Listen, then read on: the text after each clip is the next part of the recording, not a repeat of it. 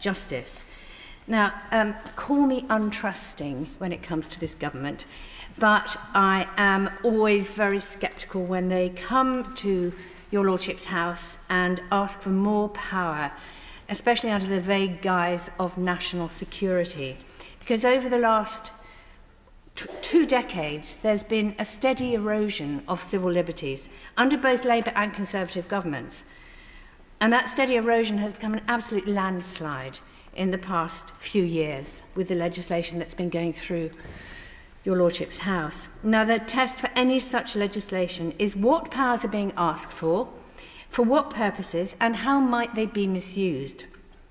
With this bill, I'm particularly concerned, as the mother of a journalist, about the potential misuse against journalists and the government's refusal of a public interest defence in the other place.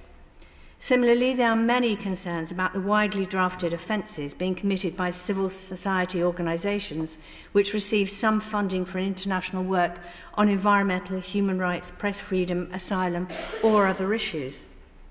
The bill undermines the rule of law and our international reputation by shielding ministers and officials from accountability for serious crimes like torture, and denying compensation to victims on the basis of vague national security factors in a crucial area.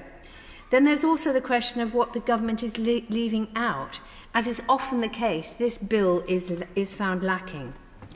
There's a minor section in this bill about foreign interference in elections, but how is anyone supposed to judge whether this is sufficient when the government hasn't published its 2019 Russia report?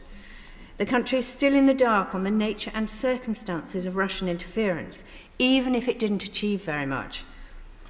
And tinkering with election offences doesn't come close to giving the reassurances that our elections are free and fair.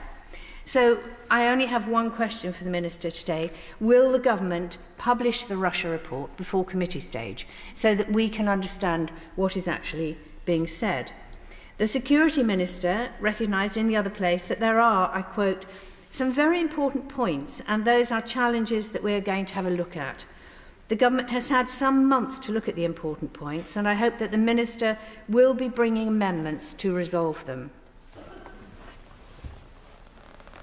My Lords, this bill, like previous legislation on intelligence